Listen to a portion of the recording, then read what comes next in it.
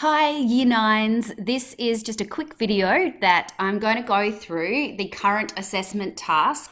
In particular, I'm going to look at the assessment criteria, especially for those of you in the school musical that can't come to class this week. I just want to go through, in particular, Part B. So in Part B, you have to do some writing. There's 4 parts or 4 requirements. Some people might choose to present this in 4 sections. I don't particularly have a way that I want it presented, so feel free to separate them into 4 sections if you want with subheadings. Or you can make it an essay that's an extended discussion and you can weave the responses together. I'm going to be looking for these 4 components, but I don't have a particular way that I need to have them organised. So the first requirement, part 1, is you need to analyse the character who's actually presenting the monologue. And that means you have to describe their personality, their desires, what do they want, what's their motivation. I'll come to it later in terms of things that you need to include in this that will actually fit in with the criteria. But basically, if I can just tell you that you need to make sure that you justify your ideas. So if you say, for example, that Puck is mischievous, you're going to need to support that with evidence. So I'm going to be looking for your quotes and your events from the play that support your ideas. The second requirement is the context of the monologue. That means, so where is it in the story and what are the events connected to it? So is it your monologue presented at the start of the play, Act 1, Scene 1, in the Duke's court in Athens, or is it in the Athenian woods in the middle of the play, Act 3, Scene 1, for example, or is it Act 5, Scene 1, right at the end of the play, back in the Athenian court at the Duke and Duchess's wedding ceremony, for example. So you need to position it, you need to write about when it is and what is happening. The other thing you could do, because context also refers to background information, the setting. So you can talk about the setting in the play, but you could also talk about the context of A Midsummer Night's Dream itself.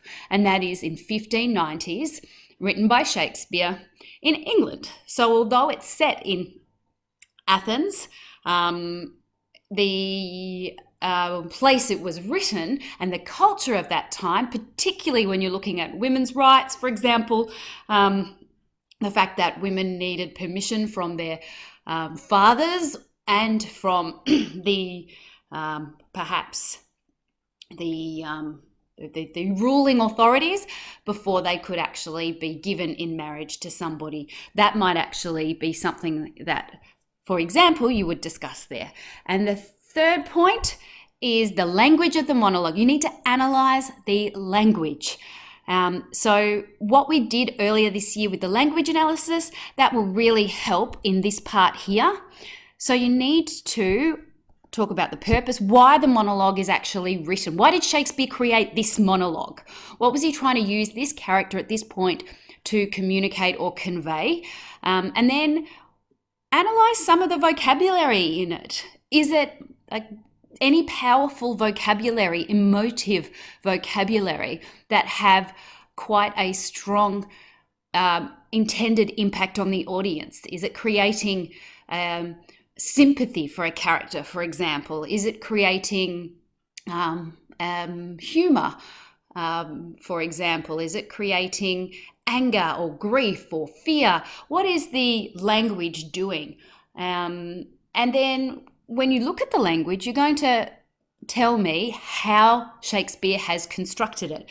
And particularly you want to look at whether it's prose or verse, remembering that prose is just normal writing. Verse is, it looks like poetry to look at it, so there'll be different lengths long.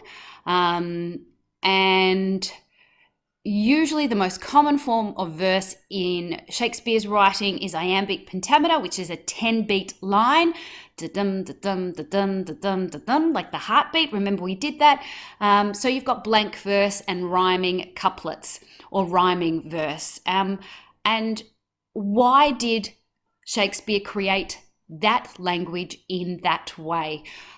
We talked about this in class, but in case it's flown from your memory, basically Shakespeare generally uses prose to emphasize a lower socioeconomic status of or a lower education of the character, for the most part anyway, and certainly in A Midsummer Night's Dream that would be how you interpret it, whereas verse is used for the characters with comparatively higher status.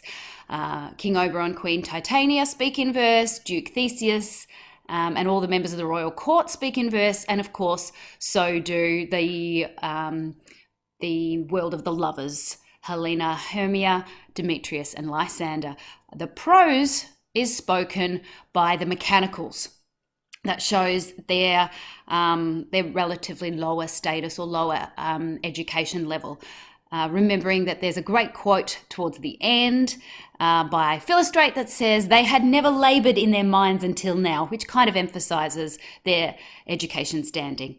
And then this, if there is perhaps in terms of language, if there is any metaphors, if there is personification, if there's any kind of techniques or things that you see that Shakespeare has used, then I would expect you to be writing about that.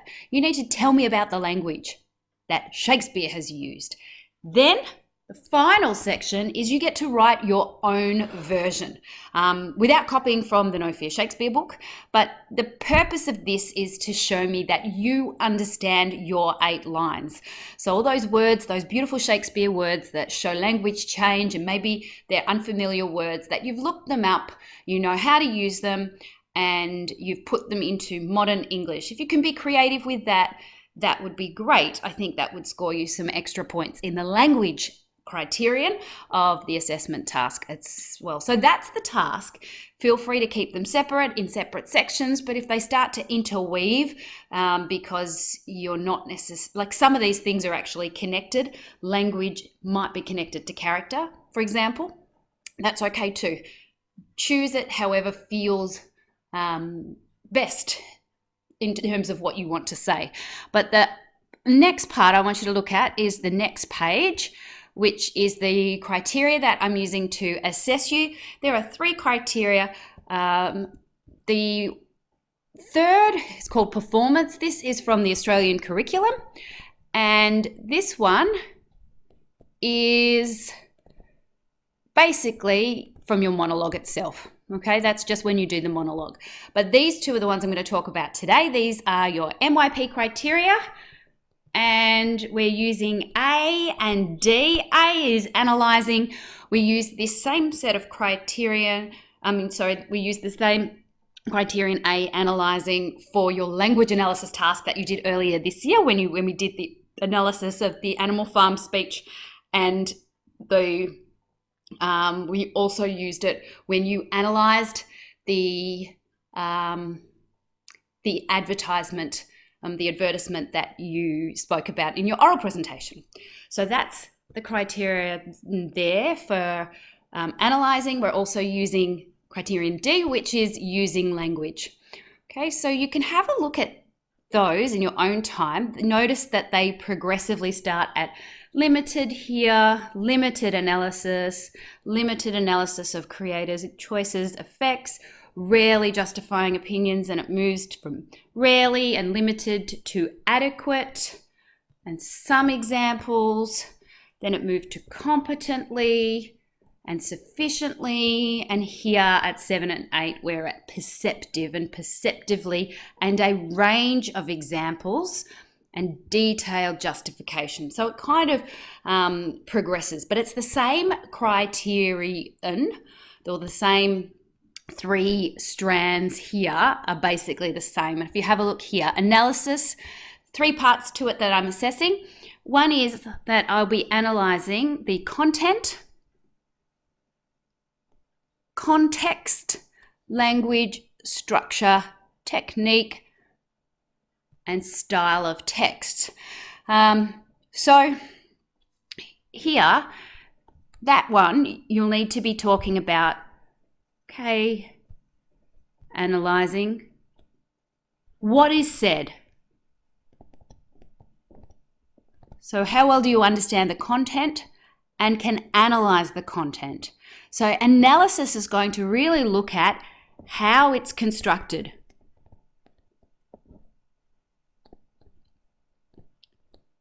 So in particular, I'm looking for your awareness of meaning, connotations of words. Do they have strong positive or negative feelings? Do they evoke a particular response? Structure, we're looking, here would you be talking about whether it's blank verse, rhyming verse, the techniques that are used. So all of these things are going to show detailed perceptive analysis. Okay. You're also going to be looking at the effects of the creator's choices on the audience. So what is the audience's reaction to your character and why? What is the audience's reaction to your vocabulary in those 8 lines? Okay, what is the audience's feeling about the play because of the 8 lines? What's the intended effect? Humor, etc. And why? What word creates that feeling?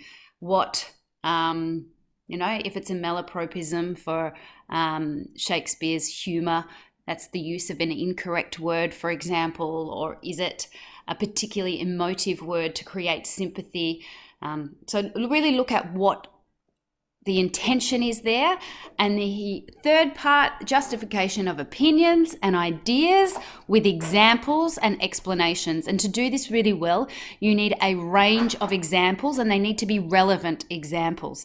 So if you're going to tell me something about a character, back it up with an event and a quote from the text. If you're going to tell me about the context, like if you're going to tell me about what it was like at Shakespeare's time, then support it with evidence from inside the text, okay, or from outside the text. But particularly when you're looking at English or language and literature for MYP, we're looking for textual examples that help support your ideas. So that's what I'm going to be looking for. So please don't think that you can just write a couple of lines in part B and that will be enough from each section. No, you need to do well in this. You need to write a really rich, thoughtful, detailed explanation and analysis. So you really need to think about what are the words doing? How do the words work? How are they arranged? How is Shakespeare used? Even the structure of the sentences. So in English, we like the subject, verb, object construction. But in Shakespeare's time, we weren't limited to just this way of using language. They had they spoke in Yoda style, I would say. So we had object, verb, subject, yes. Cheese like I, for example. SVO, I like cheese. But he has every combination of word order. Sometimes it's to help things rhyme. Sometimes it's to help focus our attention on the beginning. Cheese like I, for example. So Shakespeare does a whole bunch of different word orders and he does it with a purpose. And moving on, the second criterion is language. And so you're also going to be assessed on your use of vocabulary. So find some synonyms. Don't just use the same words all the time. Sentence structures, expression, use of register and style. You should be writing in a formal style. So you need to use that academic style of writing for this task. Okay, this one, your submission is an analysis. You're using analytical language. So you need to be using that appropriately formal style. You need to be talking about how Shakespeare has constructed the text in order to serve a purpose and intention. And then you'll also be marked on your grammar and punctuation. Syntax is just another word that means grammar, basically. And your use of spelling and pronunciation. And so that is basically everything you need to do to think about to prepare this for Monday's submission. And I'm looking forward to seeing all of your monologues next week. Have a great weekend. Bye.